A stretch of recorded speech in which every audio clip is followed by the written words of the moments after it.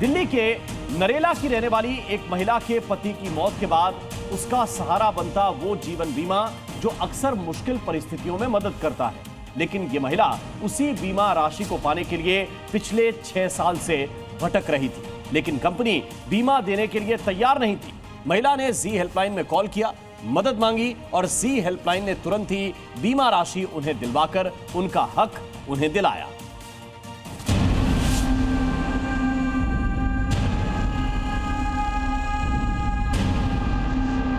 बच्चे काम छोड़ के सारा बहुत बार में जाती थी, यही एक जवाब मिलता था बस। लास्ट बारी में यही जवाब मिला कि हो सकता है कि अपने आप मर गए हो। 6 साल हो गई सब।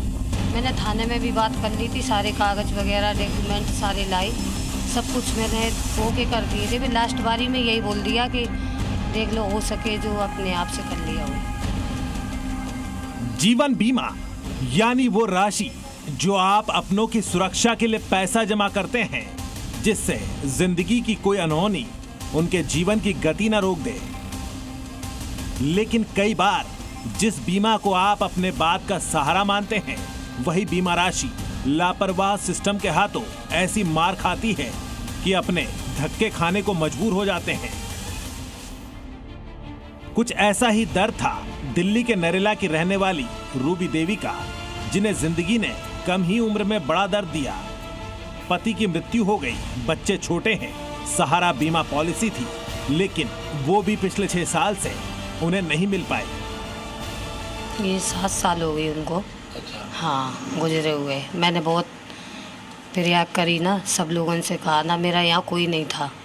7 साल पहले गुजर गए। मेरे 2 बच्चे थे, बेटी थी 3 साल की, 5 साल का बेटा था।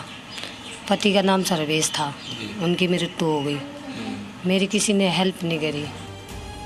दरअसल रूबी के पति ने बीमा की 2 लाख की पॉलिसी 15 जून 2018 को ली थी। उसके अगले ही महीने उनके पति की मृत्यु हो गई।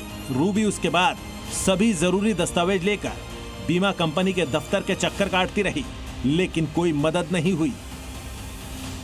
मैं यहाँ किराए पे सर रहते हैं, फिर मैं झाड़ू पोछा करके मैंने बच्चन का गुजारा करा सर।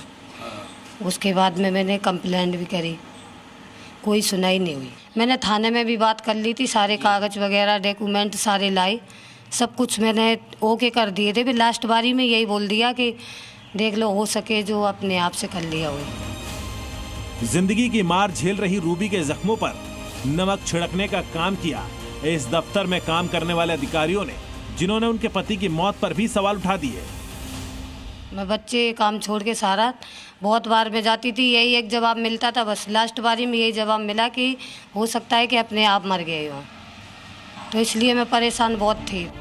रूबी को उम्मीद के तौर पर मिला जी हेल्पलाइन का नंबर, जो कि उनको एक महिला ने दिया। उसके बाद रूबी ने हमसे संपर्क साधा और हमने शुरू की उनको हक दिलाने की मुहिम। हमारी टीम ने रूबी की पॉलिसी को लेकर संबंधित अधिकारियों से संपर्क साधा, पूछा कि आखिर क्यों इनको कागज पूरा होने के बाद भी बीमा राशि नहीं दी जा रही। तब LIC की तरफ से इसे लेकर कई कागजों में कमी की बात कही गई। हमारी टीम शिकायतकर्ता के साथ मिलकर संबंधित दफ्तर भी गई और उनके हक की आवाज उठाई।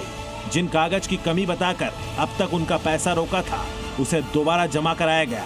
वरिष्ठ अधिकारियों से संपर्क साधा गया, जिसका असर ये हुआ कि रूबी को उनका 6 साल से रुका हुआ पैसा मिल गया।